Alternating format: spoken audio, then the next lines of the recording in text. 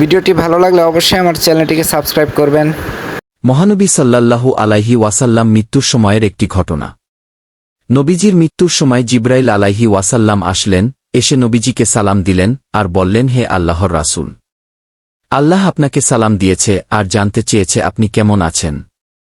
আল্লাহ সব জানেন, তারপরও আপনি কেমন আছেন সেটা আপনার মুখ থেকে জানতে চেয়েছেন। নবীজি সাল্লাল্লাহু আলাইহি ওয়াসাল্লাম বললেন, আমি বড়ই কষ্টের ভিতর আছি, অসুস্থ অবস্থায় আছি। তখন জিবরাইল আলাইহি ওয়াসাল্লাম বললেন, ইয়া রাসূলুল্লাহ সাল্লাল্লাহু আলাইহি ওয়াসাল্লাম, আমার সাথে আজ একজন নতুন ফেরেশতা এসেছে, যে ফেরেশতা কোনো মানুষের কাছে আসার জন্য কোনো দিন অনুমতি চায় নাই, আর কোনো দিন অনুমতি চাইবেও না, শুধু আপনার অনুমতি চায় আপনার কাছে আসার জন্য। আর সে ফেরেশতার নাম মালাকুল মউত। মালাকুল মউত রাসূল সাল্লাল্লাহু আলাইহি ওয়াসাল্লাম এর অনুমতি নিয়ে তারপর রাসূল সাল্লাল্লাহু আলাইহি ওয়াসাল্লাম এর জান মোবারকের কাছে এসে সালাম দিলেন।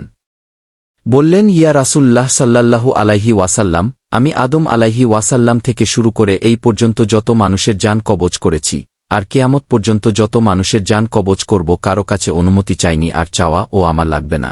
কিন্তু আজকে আসার সময় আল্লাহ বলেছেন আমি যেন আপনার অনুমতি চাই। নবীজি বললেন, মালাকুল মউত, আমি যদি অনুমতি না দেই? মালাকুল মউত বলল, ইয়া রাসূলুল্লাহ, আল্লাহ বলেছেন যদি অনুমতি না পাও ফিরে এসো। আল্লাহু আকবার, সুবহানাল্লাহ, আলহামদুলিল্লাহ। ভিডিওটি ভালো লাগলে অবশ্যই আমার চ্যানেলটিকে সাবস্ক্রাইব করবেন।